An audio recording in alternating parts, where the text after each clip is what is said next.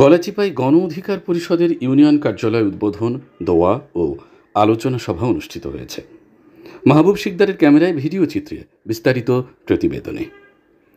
দিন যত গড়াচ্ছে, নেতার নীতির আদর্শে ও ভালোবাসার টানে নতুন দিগন্তে রাজনৈতিক দল 2024 সালে ট্রাক প্রতীক নিবন্ধনকৃত বাংলাদেশ গণ অধিকার পরিষদে সমর্থক ও নেতাকর্মী ততই বাড়ছে।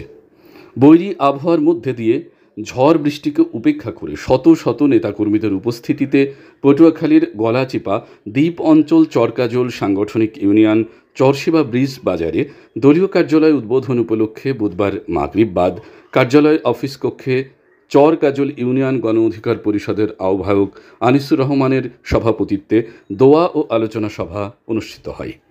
চরকাজল ইউনিয়ন যুব অধিকার পরিষদের সদস্য সচিব মিজানুর রহমানের সঞ্চালনায় প্রধান অতিথি ছিলেন ডাকসুর সাবেক ভিপি ও বাংলাদেশ গণ অধিকার পরিষদের সভাপতি নুরুল হক নুরুর পিতা ইদ্রিস হাওলাদার। এ সময় গণ অধিকার পরিষদের চর বিশ্বাস ইউনিয়নের আহ্বায়ক সোবাহান গাজী, সাংগঠনিক সম্পাদক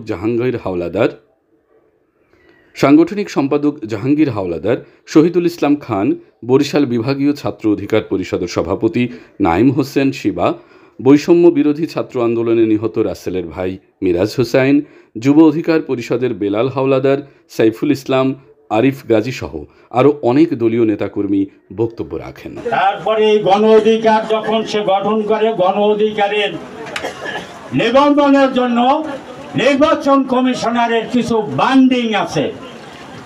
বান্ডিং বোঝেন, নীতি নির্ধারিত কিছু কাজ আছে, এগুলো করতে হয়। বাংলাদেশের ভিতরে একটা দলই সেই কাজগুলো সফল করছে, সেটা হলো বিভিন্ন দল গণ অধিকার। কিন্তু ও তো সরকারের বিপক্ষে সবসময় কথা বলে।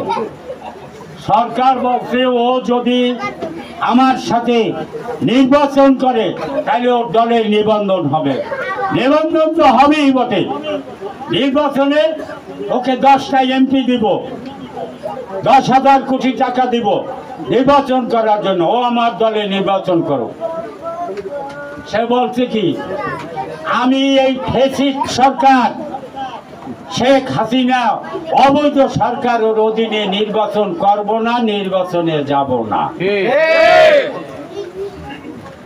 আল্লাহর রহমত, আপনাকে 10 জনের দোয়া, ময় মুরব্বীর দোয়া, এদেশের আপামার জনসাধারণ মা বোন করতে গিয়ে ওর জন্য দোয়া করছে। বাবারাও বয়স্ক যারা, তারাও দোয়া করছে, যারা ভাই সমবয়সী তারাও দোয়া করছে। আল্লাহ ওর হায়াত দারাজ করুক। আমি বাপেও করছি, আপনাদের দোয়া আল্লাহ কবুল করছে। কত মা সন্তান হারাইছে, কত বাবা সন্তান হারাইছে, কত মা বিধবা হয়ে রয়েছে। তাদের প্রতি প্রথমেই আমি আমার গণ অধিকারের পক্ষ থেকে আন্তরিক শ্রদ্ধা জ্ঞাপন করছি। টাকা হাতলো সরকার, পয়সা হাতলো, গাড়ি হাতলো, বাড়ি হাতলো। সে গাড়ি বাড়ি চায় না, সে চায় কি এদেশের মানুষ, সে চায় এদেশের মানুষের ভালোবাসা।